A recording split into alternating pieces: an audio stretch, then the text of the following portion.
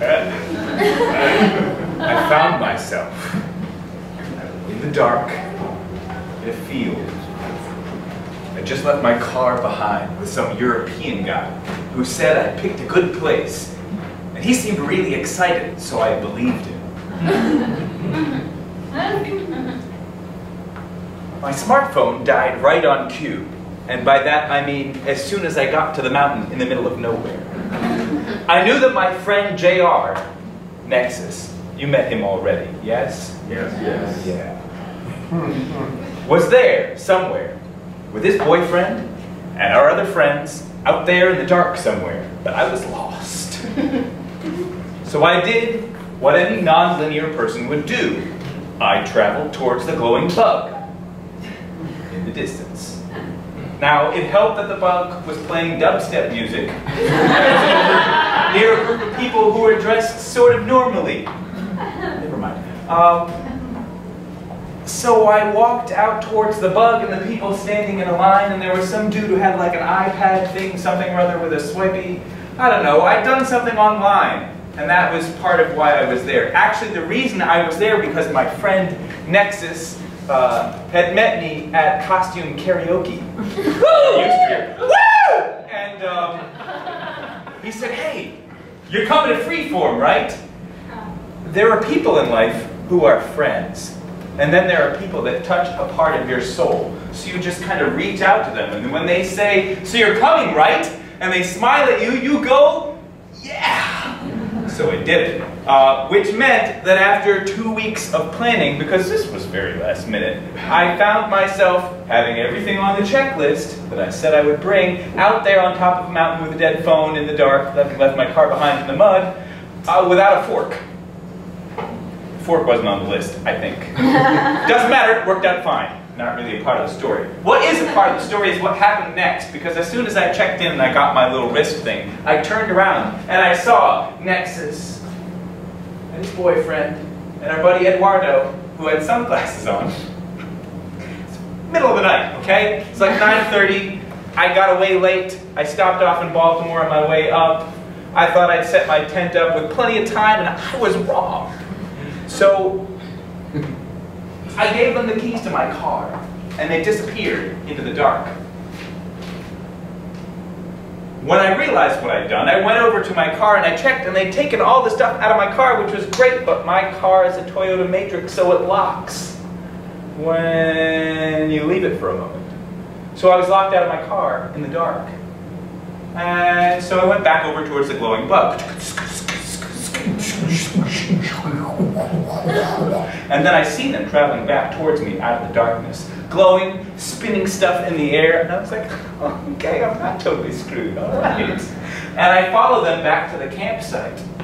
Now, let me remind you, it's completely dark, and I was a Boy Scout, so I know how to set up a tent in the dark, but it had been like 8 years. As it turns out, as soon as I opened up my bag, there were people around to help. Not that I'd necessarily asked, but there they were.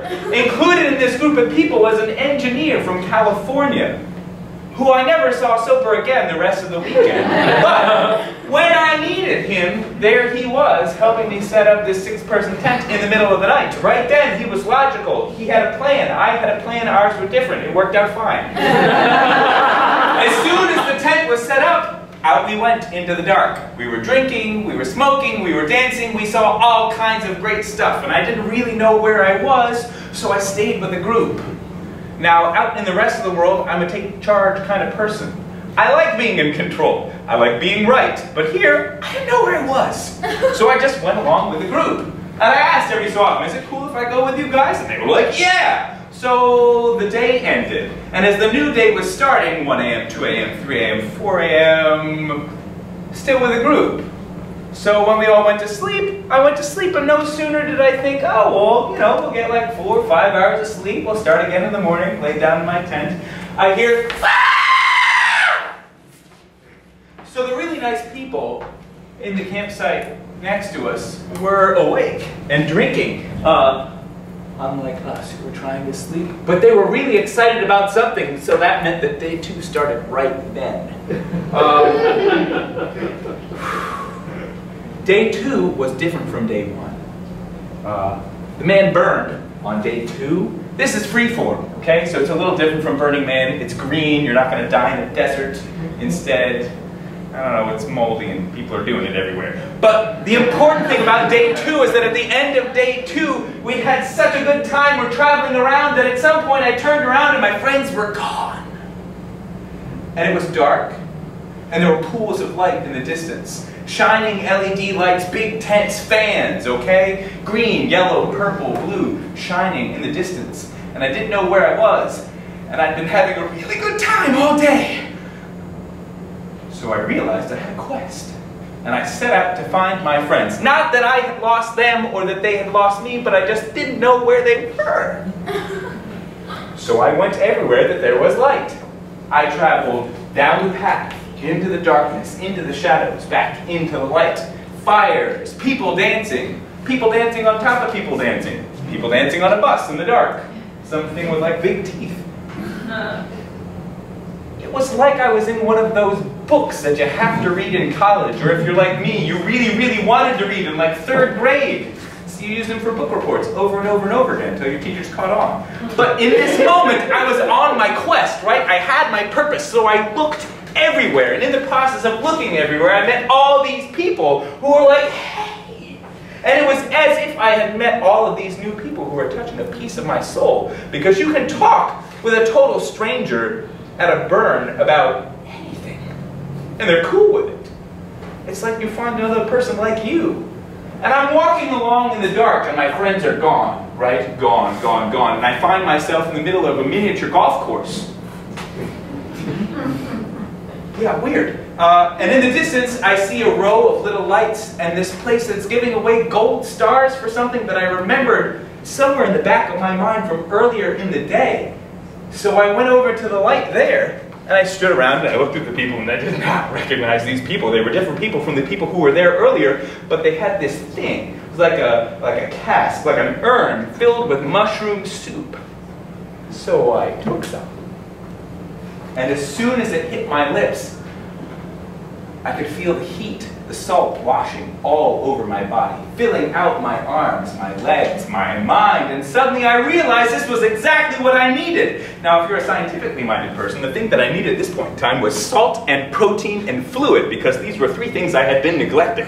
But at that moment for me, it was like a spiritual realization, right? So as soon as the mushroom soup hit me, I turned around. Physically turned around and realized that the reason I hadn't seen my friends in a while is that they were asleep back at our camp, and I was going to go wake them up, but I had forgotten about it. So I went off into the dark, and as I'm walking off into the dark, I realized it's not really dark anymore. It's like 5 a.m. and the sun is starting to come up, and instead of waking them up, I lay down in this room filled with blankets and like lava lamps and people who are hugging and snuggling, and I don't hug and snuggle anybody, but I did have a really great conversation with someone who did Reiki work on me, so that was good. And we laid down and watched as the sun came up, or so I thought, because I fell asleep. And about 5:30, I woke up fully refreshed, and I went up the hill to get my friends, as if I'd had a full night's sleep, which I really, really probably needed. But I went up the hill to get my friends, and as I went up to get the hill to get my friends, I realized there was this trampoline that had not been there before. I'm not talking about the trampoline that you see on YouTube that a fox jumps on. I'm talking about the big fucking trampoline that like a lawyer would strip off his 3-piece suit and go, yeah, yeah, yeah, yeah. If you put this thing in the middle of K Street, it would still work, okay? So I go back to the tent, and there they are getting ready for breakfast, like it was just a normal day. So it's not so much that I lost my friends in the middle of the night as it was that I found myself. Yeah.